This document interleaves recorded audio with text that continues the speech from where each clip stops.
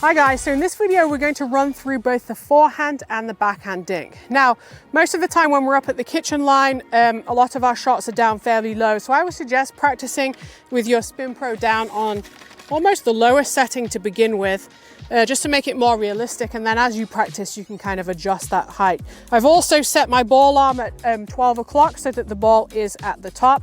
I'm using the mini screen for this, but you can use any of the screens as long as you feel that your technique is comfortable and that no matter which screen you're using, that your paddle is moving parallel to the screens. The first thing you're going to do is set up your positioning. Now, a lot of the time when we're dinking at the kitchen, we're going to actually be facing forward to hit our dink. So it's up to you whether you actually start with feet in an open stance facing forward or you're stepping with your front foot. It depends on the kind of shot that you're going to be obviously hitting in a game. For this demonstration, I'm going to start square, so both feet are forward. So I want to make sure that that contact point is out in front of that front foot. It's actually a little bit further than it would be for a regular forehand or backhand. So I'm out in front, I'm reaching to that contact point, and my paddle is comfortably on the back of the ball. Then from this position, I'm going to roll up ever so slightly. Now, with our dink, we actually have a fairly short follow through. So really from this position, I am reaching from contact point to about 45 degrees. That's all I'm doing. And you can see by just doing that, I'm actually adding a good amount of spin to the ball. And that's the level of control we're looking for with our dinks. We're not trying to take a large swing because obviously we don't have much time to recover. You can also see from my positioning, I haven't tilted the ball arm with my paddle down like this. I'm actually lowering my body to reach the ball because that's realistically the kind of shot I would hit in a game. I'm looking to bring my whole body down to that contact point to strike. So this is progression one, contact point to 45 degrees, contact point to 45 degrees. Now you're just going to repeat that until you can keep it nice and controlled with that short action. So progression two, ready position to contact point to 45 degrees.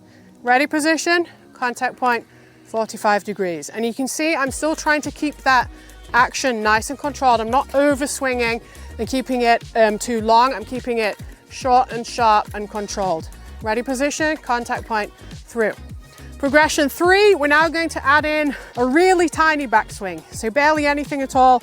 Again, with our dinks, if we take too big a backswing, you're going to lose control and perhaps even pop the ball up. So from this position, you're going to go ready position, and you're just going to take your paddle back literally a few inches.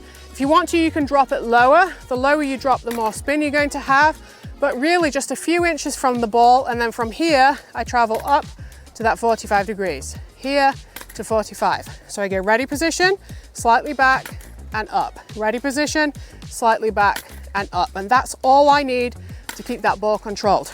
Now, obviously when we're practicing up at the kitchen, a lot of the time we're not dinking straight.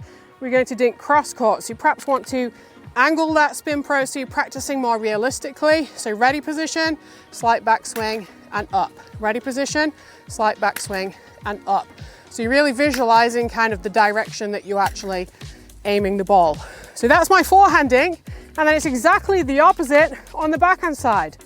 Whether I am doing a single-hander or a double-hander, it's just a case of setting yourself up the same distance from the ball. Okay, so you make sure that you've got that measurement right. That's for one hand, that's for two, so I'm comfortably reaching, and then from here, I go to that 45 degrees. That's with two hands. That's with one. I'm keeping the same stance, feet forward, and then just repeat the same progressions.